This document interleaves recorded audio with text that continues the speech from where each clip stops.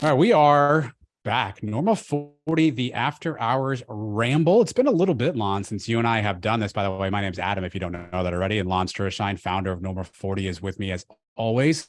This is a post-show ramble. We've cut an episode, and you're going to hear that one really soon, and we think you're going to like it a lot. But this is time for Lon and I just to kind of chat. Again, fun fact behind the scenes. Lon and I don't hang out. So the only time we talk is this hour or an hour and a half every week or so. And so there's a lot of times I need to catch Lon up on things in my life. He's got things he wants to catch me up on in his life. So this is just Lon, just two dudes talking. That's what this After Hours Ramble is all about.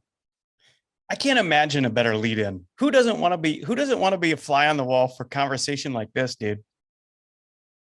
Yeah, well, I got a fun topic for you, Lon. And All right. maybe not fun actually. Maybe fun's the wrong word to use here, but I have a bit of a confession, an admission to make, and then I have a topic to share with you. So, if you're a normal 40 podcast listener, you may have experienced over the last couple of weeks that I haven't been on as many shows as normal. And I feel like I owe you, the audience, a little bit of an insight as to why that is. And Lon, that'll help me tell my story a little bit better. But unfortunately, I had a death in the family. I lost my sister unexpectedly about 6 weeks ago, and so that kind of took me away from the podcast space for a while.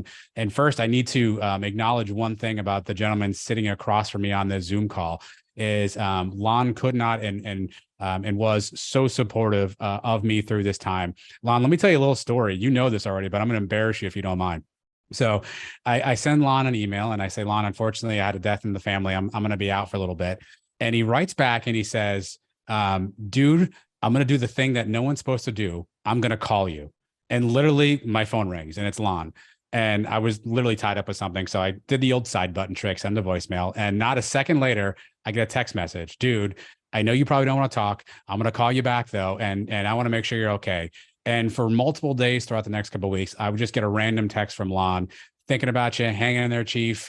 Guy in your corner. And I can't tell you, Lon, how much I appreciate your support. I know you probably hear us on the show and you wonder what people are like. And, you don't always quote unquote know somebody, but the genuineness that you hear from Lon on these episodes, it's 1,000% legitimate. It's 1,000% authentic because his generosity and his care during that time for me was huge. So Lon, first, big thank you to you. I really appreciate your support as I kind of navigated what obviously was a bit of a challenging time for me.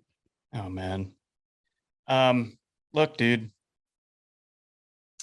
Thanks, but look, you've just become a part of my life. And when you told me, let me tell it from my side. You and I were preparing like we normally do. We carve out a couple hours in the week to prepare a podcast. And you sent me a note and you said, hey, look, this week's going to be tough. My sister unexpectedly passed away and her situation is challenging and she leaves behind a nephew and I need to go deal with that. Well, you can't just sit on that. And, you gotta act. And for anybody who's listening, take this piece of advice that my wife gave me. My wife, when she was in college, she lost a little brother. He was 18. She lost a brother to cancer. And one of the things that she taught me was you will never know what to say, but the only thing you can do wrong is do nothing and say nothing. Just show up, say something, send a note, make the call and show up. And so, Adam, clearly when I heard this from you, I just wanted you to know I was here. I would take a call. I would do anything. And it's just because I care for you, man. And so that's the premise behind it. Look, I just want to make sure I share with you how much I appreciated that and how much that meant to me, even though at that point in time, you're not always thinking straight and there's so much kind of coming at you. And, it's tough to really kind of understand and process. But, when you kind of peel back a little bit and you get a time to sit back and think about who was in your corner, you certainly were one of those people. So I wanted to at least acknowledge and thank you for that. But this whole situation for me, Lon, has kind of changed obviously a little bit about the way I think about things. And, how could it not, right? You said it perfectly in a text message. You get one phone call and your entire life has changed, forever changed by one phone call. Your life was one thing before that phone rang, and your life was something completely different, and will probably be completely different ever since that phone call. And I've been wrestling and grappling a lot with that. And I wanted to share with you in the audience a dream I had.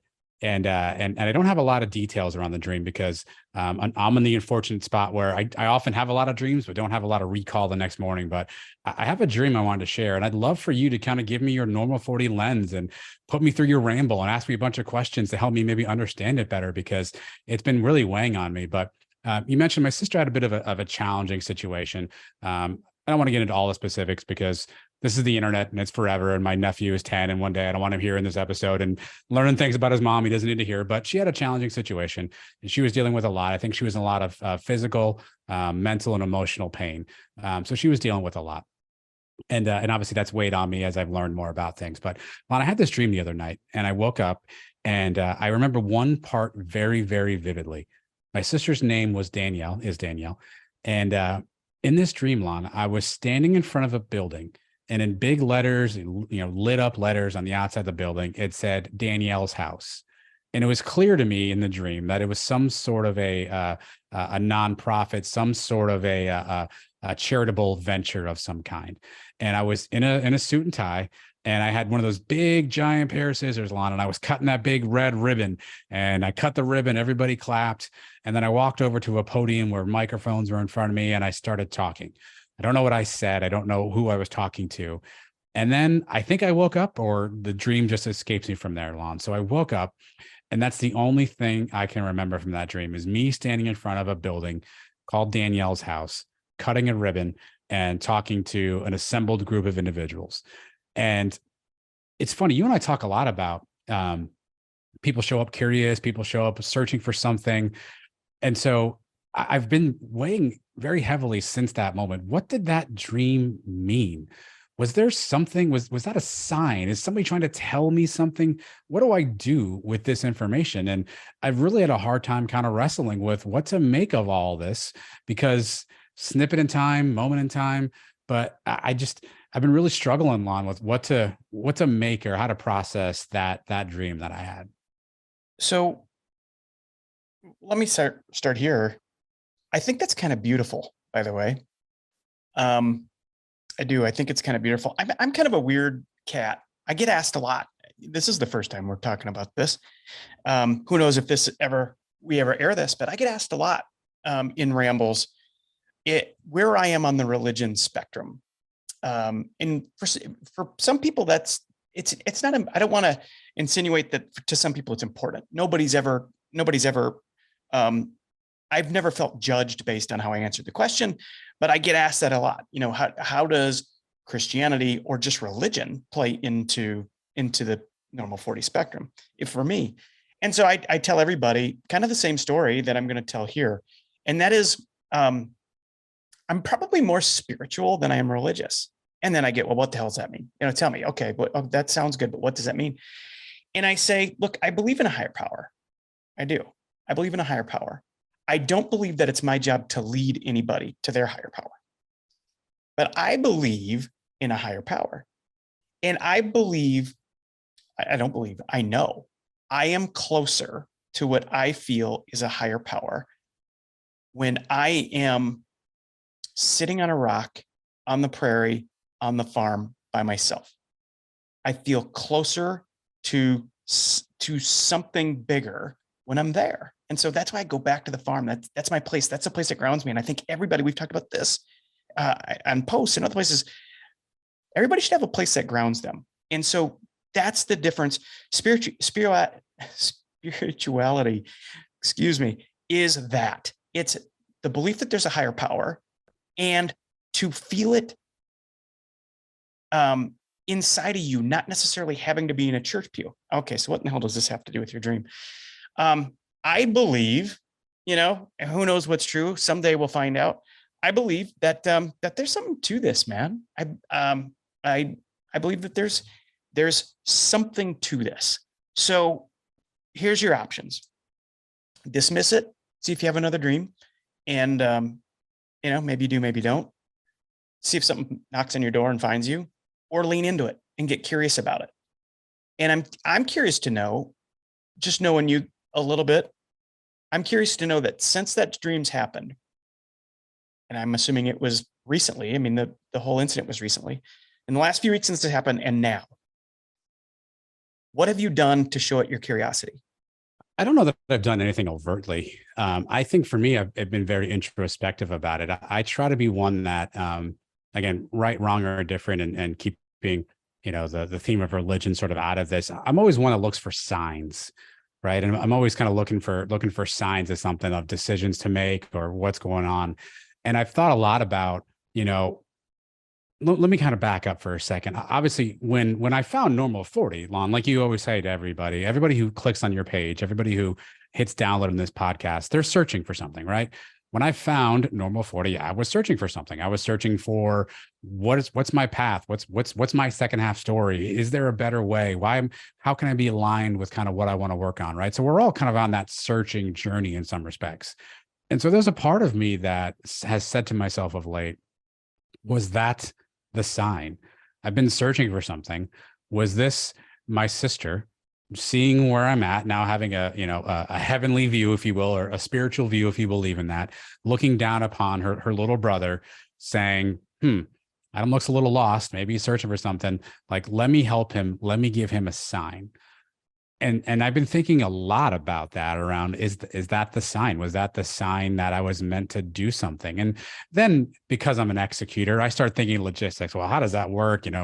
Where's the building at? And what kind of services? I mean, I start thinking about the logistics of it, but I try to peel myself back up to the macro and just say, this may be an opportunity for, maybe this was my way of finding what that second half is, right? You always say you want to inspire people to live their second half story, to live in alignment with who they are and what they value. Maybe this was it. Maybe this is the universe's way, vis-a-vis my sister, of saying, this is what you've been searching for.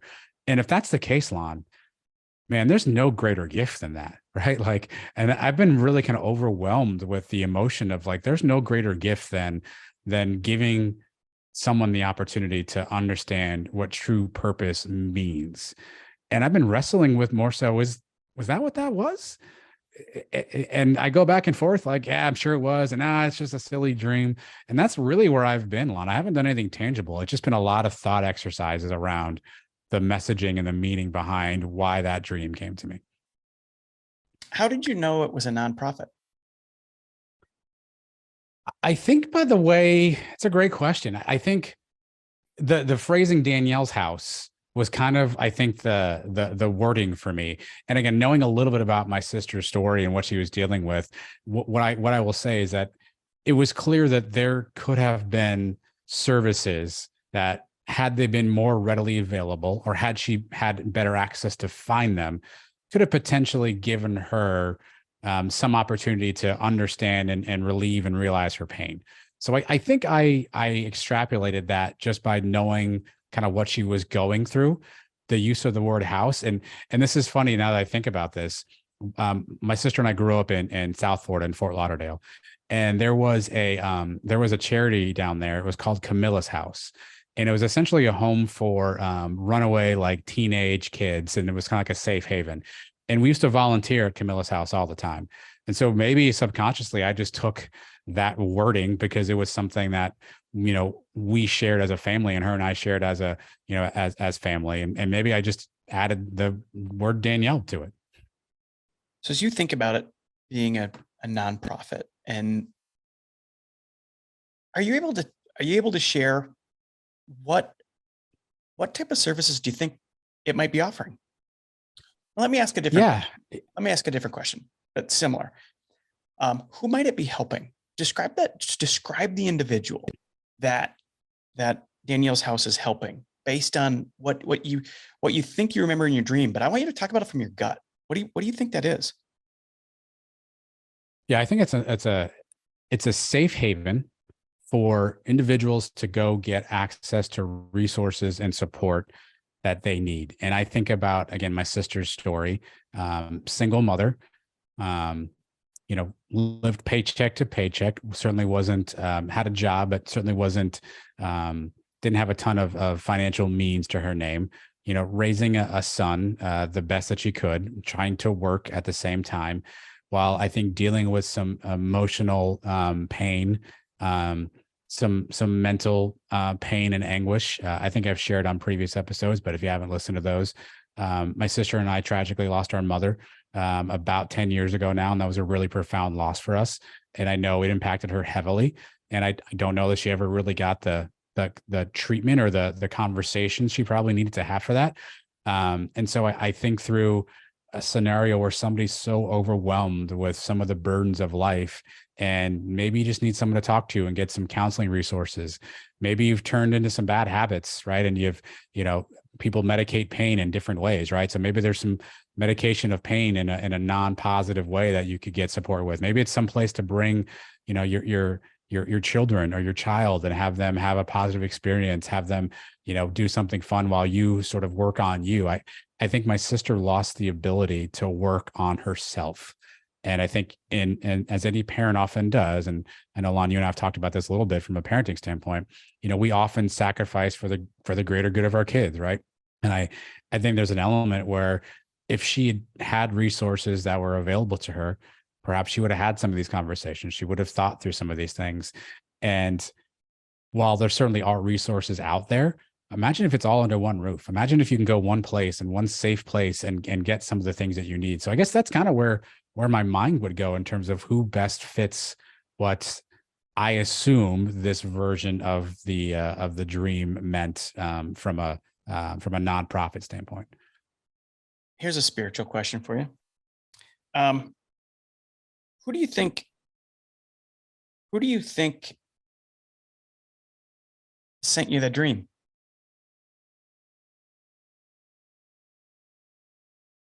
I think it was my sister.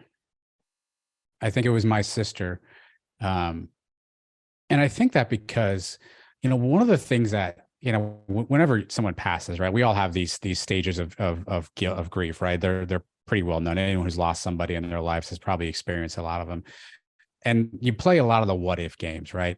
And a little bit of the backstory for my sister is she lived alone with my nephew. She had moved to a place out of state, kind of isolated herself from people because I think she was dealing with some emotional and physical and mental pain, and just kind of wanted a fresh start, but didn't really turn out that way for her, right? And I think as I learned more about what her life had been like over the past 3 months, what I learned, the phrase I've used for a lot of people, Lon, is she was kind of hiding in plain sight. Everyone knew a little bit about something going on, but none of us knew enough to put it all together. And as the unfortunate role of being next of kin in the situation, I got a chance to talk to a lot of people about what their experiences were and what they knew, what they remembered. And to me, it painted a really clear picture of maybe what her life had been like over the past 3 to 6 months. A real, holy shit moment, if you'll excuse my language on that one. And as I looked at what her life was, I saw some direct parallels to some of the things I had been going through. Now, we're different individuals. We have different things in our lives, but the themes of what she was dealing with resonated with me a lot from a mental and emotional standpoint on themes that I've dealt with in my life. And what really struck me, Lon, and what really kind of, I don't know the phrase to use, but really sort of gave me a lot of angst was, you can't play the what if game in life, right? It's really challenging. But I said to myself, what if I picked up the phone and said, "Hey, Danielle, I think you're going through some stuff. You know what? So am I. What if we had talked that out? You talk about the awkward conversation a lot. What if we had talked that out? What if I picked up that phone and made that phone call?" And so part of me wonders if this is her way of saying, I see you're going through it too. Let me help you. Let me do for you what I know that you need. Maybe that's crazy, Lon. Maybe there's no truth to that. But part of me wonders if the connective point now is me saying to myself, I could have helped her, and her saying, well, let me help you now. Let me give you something that I know you're searching for. Okay. So if that's the case, what are the implications of that? So let me repackage this. You lost your sister. on top of losing your mother.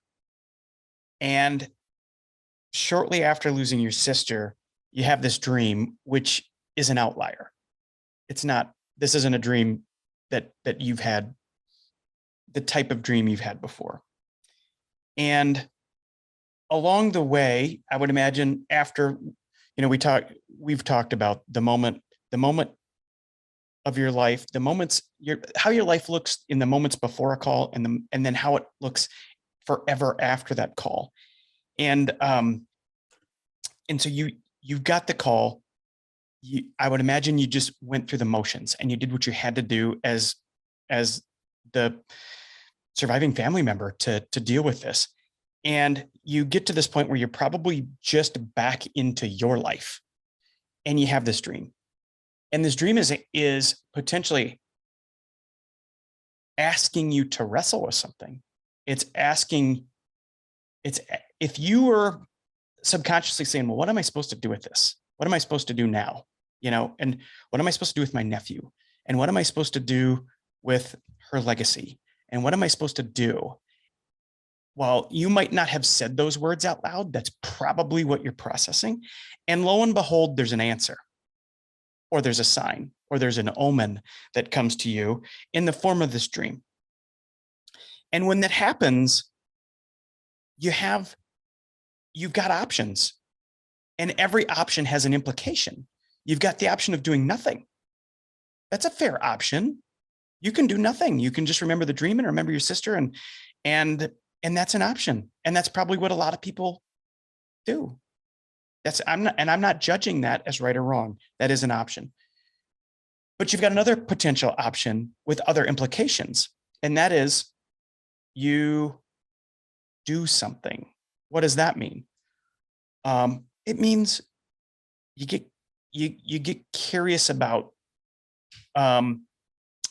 what you could do, what you, Adam, could do for people who were Danielle in Danielle's situation.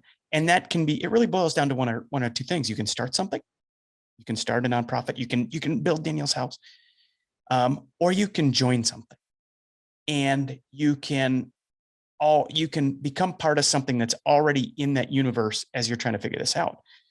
So let me go back to my question. You've gone through this experience. It's happened. There's no more what ifs about that. It's only the result. And now you've had this dream, and this dream is gonna compel you to do something.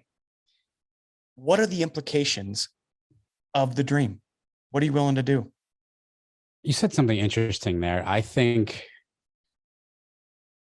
I look at the situation and I say, there have been many people whose lives have been flipped upside down by her passing, right?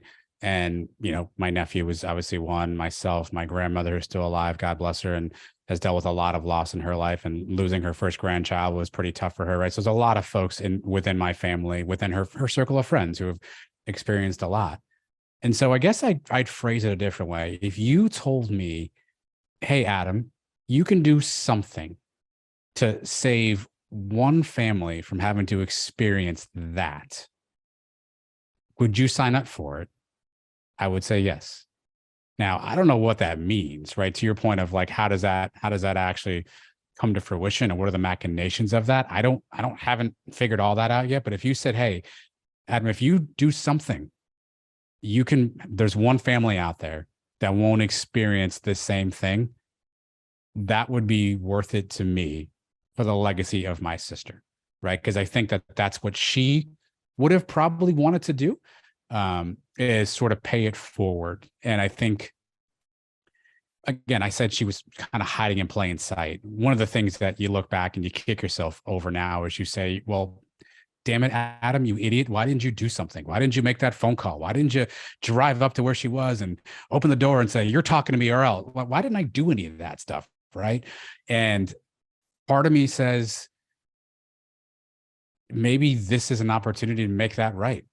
and this is an opportunity to do something along those lines. Now, let me also be fair to my sister. She was stubborn as all hell on, and I suspect she'd be like, I'm fine, I'll be okay, because that's just what we do in my family. Again, you talk about awkward conversations. That's my entire family. We don't talk to each other. We never did. Like, that's just how we were raised. We don't share feelings and emotions. That's just our upbringing. So she would have been like, I'm fine, get out of here, you're an idiot, leave me alone, right? But I think she was looking for help and didn't get it fast enough. But I think she would want people to be able to get help so they don't have to go through what she went through. I'll never get a chance to ask her that, unfortunately, right? But in my heart, in my gut, I think that's what she would have wanted. If she was able to leave behind a note somewhere to tell the future or share more about it, I fully suspect that she would want to make sure that her lesson was felt by others. Well, I think you just answered the question you're asking me, what do I do with this? And I'm asking you, what are the implications? And your answer was, I'm willing to do just about anything to help one person avoid this. And then you immediately did what we all do. Everyone, almost every person I talk to, every person I ramble with, jumps from that point. I'm willing to do something. But I don't know how it's going to go. They jump to the how. And I would challenge you not to allow yourself to get distracted by the how.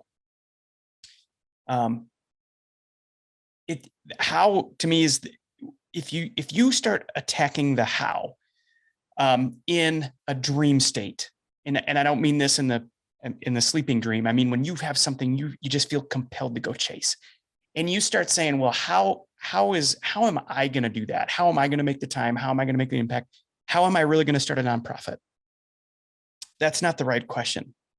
All it is going to do is keep you boxed into that's too big. That's too big. I'm not ready for that.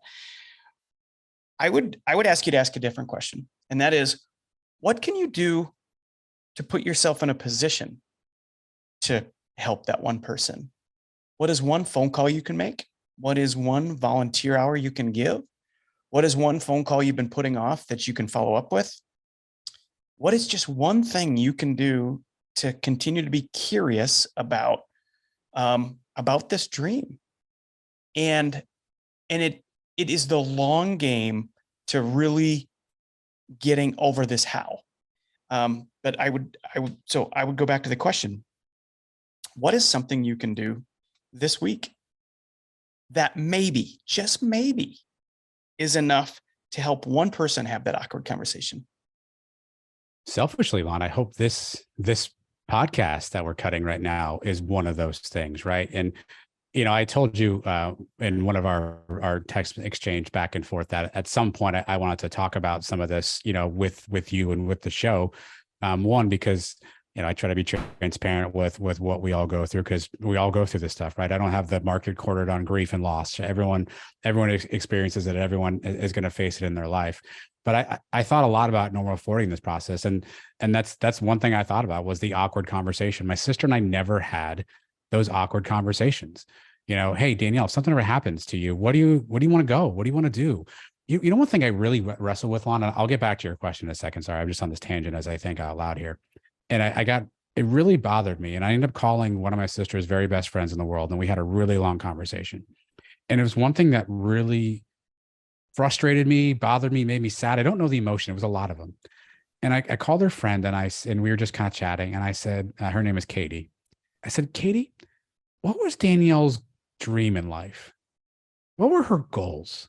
What did she want to accomplish? What did she want to do? And don't tell me she wants to raise her son, and yet, I know all that. What did she want to do? What were her dreams? What were her goals? And we had a great conversation, and we talked a lot. We shared stories, we laughed, we cried. And I thought a lot about the awkward conversation. And you kick yourself and say, why didn't I have that conversation when I could have had it 2 months ago? what's holding me back from that? And I wrote something that I sent to you, Lon. I had to sort of give a little bit of a service speech, and I wrote something afterwards as kind of a thank you to those who came. And I don't remember word for word, but I'll paraphrase. And I implored everybody to do one thing, right, or a couple things. Number one, all of us have that one phone call we've been putting off. I meant to call that person back. I got to get to him. I really should touch base with him. Make that phone call, right? Go to your phone right now. You have a text message. Somebody sent you days ago, hours ago, weeks ago. If you haven't responded to it yet, I'll get to that later. I'm busy. Respond to that text message, right? There's somebody you haven't seen in a while that you have to catch up with. Go to the airline, make a flight, get a car, get in the car and drive there. Like, take advantage of these opportunities, have these awkward conversations. Because I didn't do that, Lon. And I sit here now and I kick myself because I have so many unanswered questions. And so part of me hopes that this podcast in general helps somebody and is that next step. Here's the second thing that I've been doing and I will continue to do. And I feel like a complete a-hole for having to say it this way, but I've been spending a lot of time getting to know my sister, talking to people. Who was she? What was she to you? What were your memories of her? What did you all do together? What made her happy? What was she frustrated about? Getting to know her better from everybody else's perspective.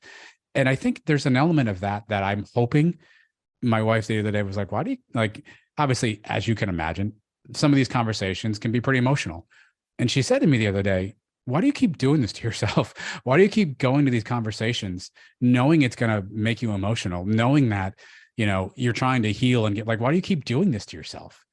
And I said, I'm going to learn something that's going to help me figure out what to do next. And I firmly believe, Lon, what I can keep doing is learning about my sister. And maybe that wide focus of Danielle's house, that's, 80,000 square feet. Maybe that just becomes one thing that I learn, right? And so those are the two things that I'm hoping to do. One is I'm in somebody's eardrum right now who's going to put this stupid thing on pause and return that text message that they've been meaning to return. Or two, I'm also going to learn something about my sister that's going to give me that thread that I say, that's how I help. That's what I do. I don't know how long that's going to take me, by the way, but those are the two things, the actions that I'm currently taking that I hope we can take as part of this episode. Dude, that's awesome. Look, so May is Mental Health Awareness Month. Yeah. And the timing of this conversation is wonderful. But I asked you right off the top of the conversation. I mean, we just launched into this conversation, and I asked you off the top. I said, look, I know you now after spending 25 hours on conversations like this with you. I know you. And I said, I bet you're doing something. You've had this tragedy. You've had this life event. One of the D's, you've had a death. And I'm like, what are you doing to give it your curiosity? And you said, well, really not much. And then you followed up 15 minutes later with the fact that you had a conversation with a friend, the fact that you're trying to get to know your sister after she's gone, the fact that you're challenging people to lean into the awkward conversations, the fact that you're hoping that this podcast helps someone, man. Don't tell me you're not doing anything. You're doing a lot. You're doing more than most. I think it's beautiful. I think the answers you're looking for are going to be found where you're looking. I think the answers you're looking for are going to be found in a relationship that you're building with your sister, even though she's not here. You can do that. And I think that so long as you believe that what you're feeling and hearing are actually omens that are guiding you, and you listen to them, man, I don't think you're going to get it wrong. It might take a long time. This might be a 5-year, 25-year. This might be a for rest of your life kind of mission. But I think it's one that you never regret exploring and taking and going down. Man, I love where you are allowing your curiosity to take you. It's been a journey. I think we always say show up curious, and you talked about one of the D's, right? I know there's some stuff that you and I will do later on in this podcast series about that. So spoiler alert for those at some point, but it's taken it's taken some time to get to this space.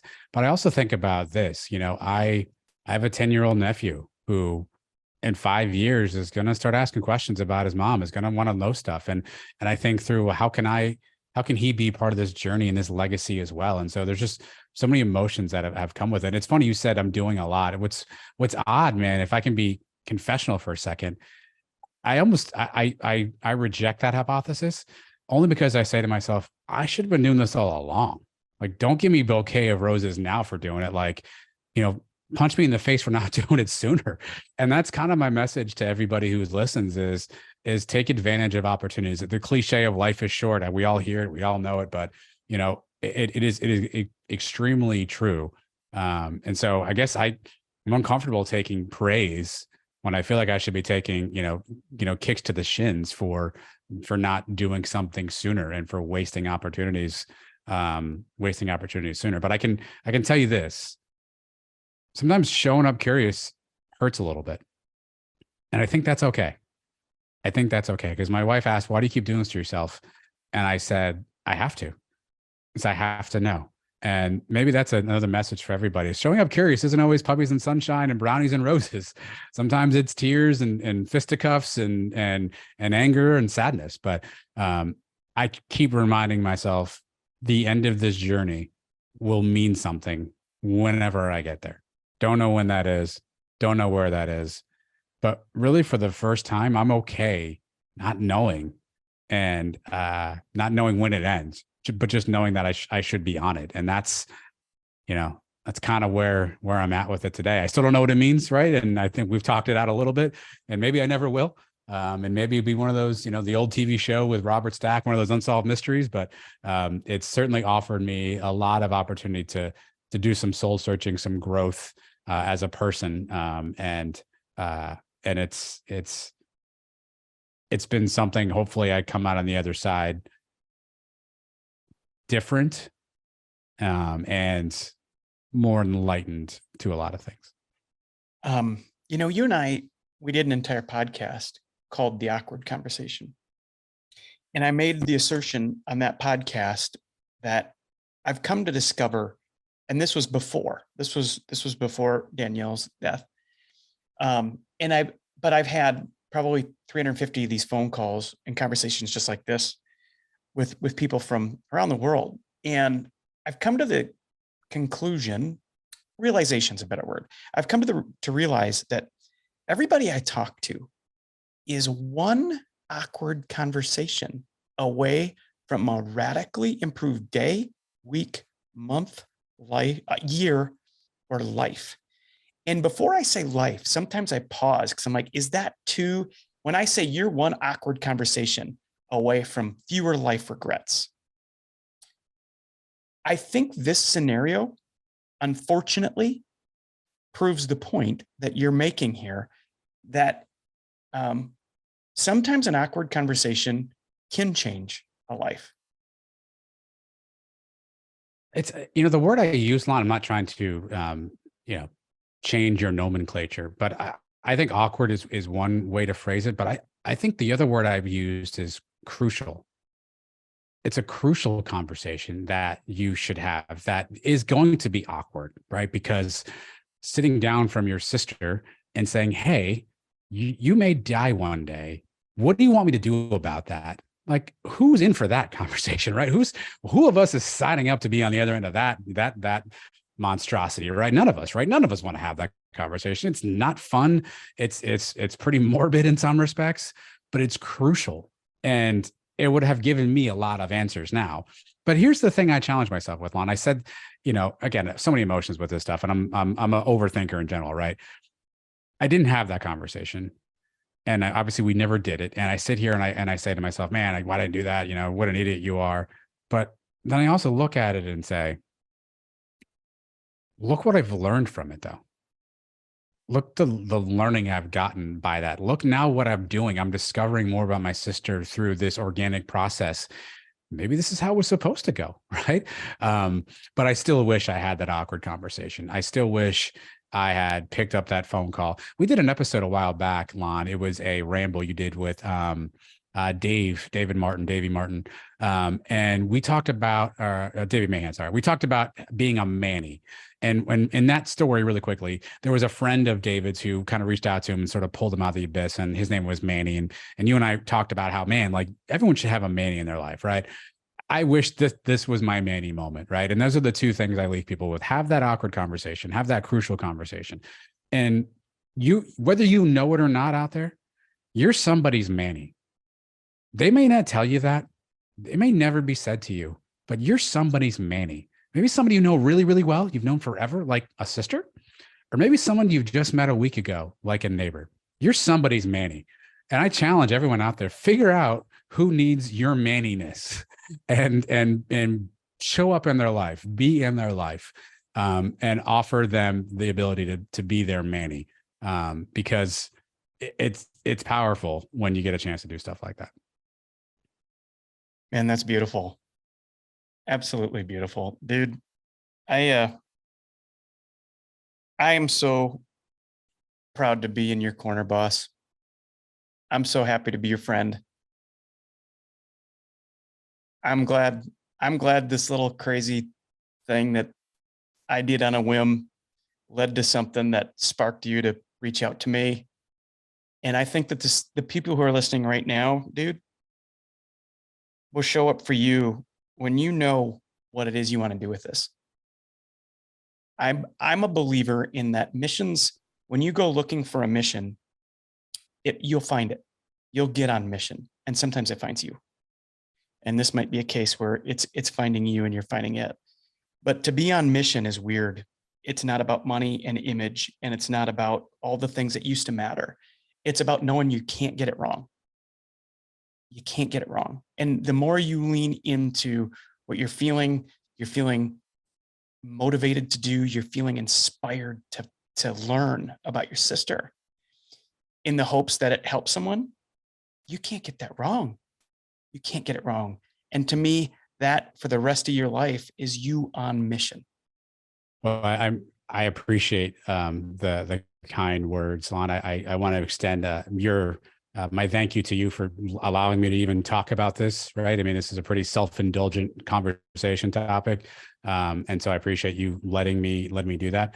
I want to thank the audience, whoever's listened in to however long this ends up being, 30, 40 minutes, for letting me share my story, right? And letting me drone on for a little bit and share about myself. I know you don't always tune in to hear what's happening on a day-to-day basis from Lon and I, but this is kind of an organic conversation, one I've been wanting to have with Lon, because I have so much respect for who he is and how he thinks and what he does, and the way that he's, shows up for a lot of us. So, honestly, what you all just heard was me talking to my friend. And I appreciate you putting up with us doing that for the last 30 or 40 minutes or however long this will end up being. So my gratitude to all of you. Again, heed my 2 warnings, have that awkward conversation, be somebody's Manny, be there for somebody, show up when it counts.